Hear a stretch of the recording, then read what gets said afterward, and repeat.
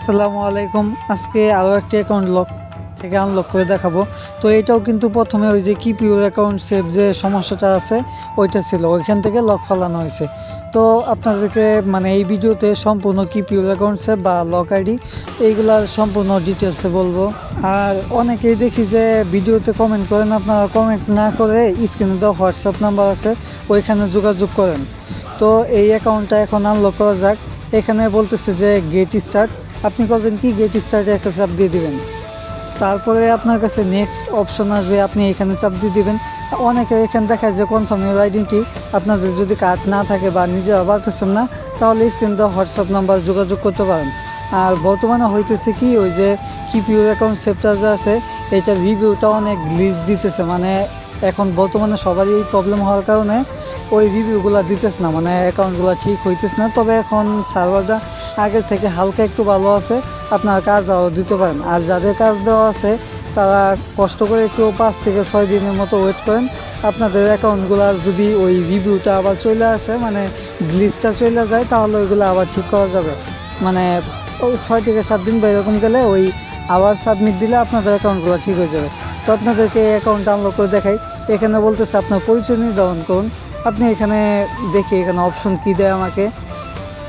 অনেকে এখানে confirm your identity দিবে, আর ইও দিতে পারে যে আপলোড ইউর আইডি, এটাও দিতে পারে।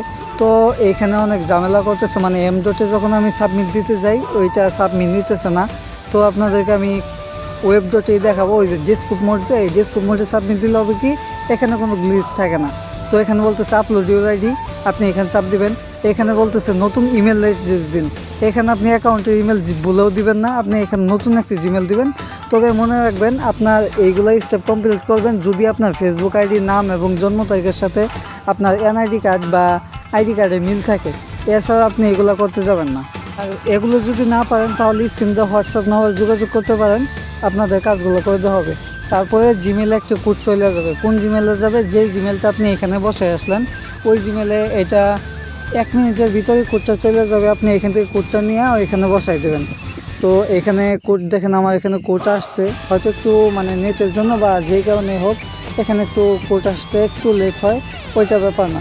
আর আপনাদের কিপ ইউর অ্যাকাউন্ট সেভ যে সমস্যাটা আছে তারা চাইলে স্ক্রিনে হোয়াটসঅ্যাপ নাম্বার যোগাযোগ করতে পারেন। তবে এটার জন্য লাগবে কি এটার জন্য লাগবে হলো আপনার অ্যাকাউন্টের নামটা সুন্দর থাকা লাগবে। সুন্দর বলতে মানুষের মতো নাম লাগবে। আর আপনার ডেট অফ বার্থটা এটা 100% থাকা লাগবে। এতটুকুই যথেষ্ট, আর কিছু লাগবে না।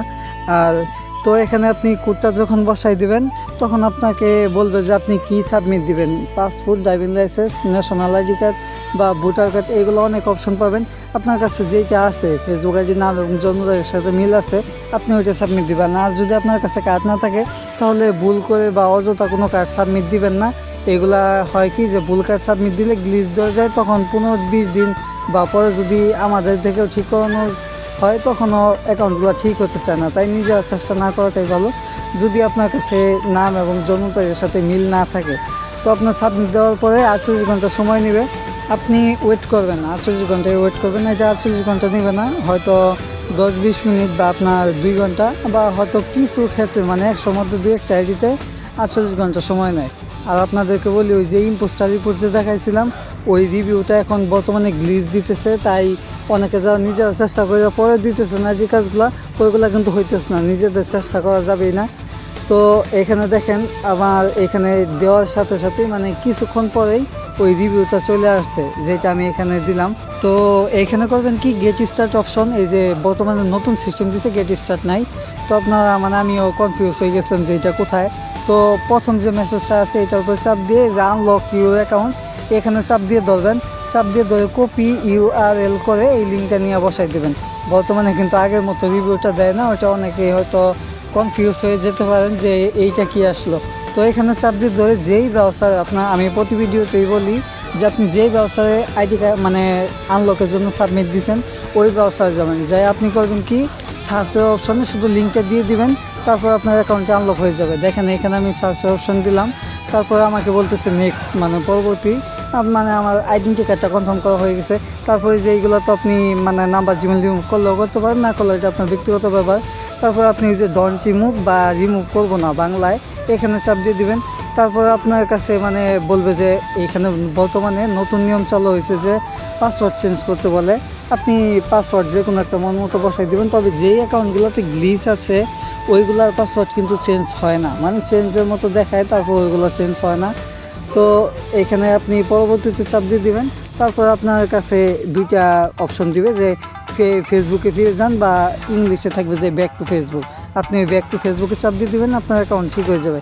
তো আপনাদেরকে সম্পূর্ণ ভিডিওটা দেখাই দিলাম যে কীভাবে একটা লক অ্যাকাউন্ট আনলক করে দেওয়া হলো। তো এই ছিল আজকের ভিডিও। আর আপনাদের যাদের সমস্যা আছে তারা চাইলে অবশ্যই স্ক্রিনে দেওয়া হোয়াটসঅ্যাপ নাম্বার যোগাযোগ করতে পারেন। এতক্ষণ ভিডিওটা দেখার জন্য ধন্যবাদ।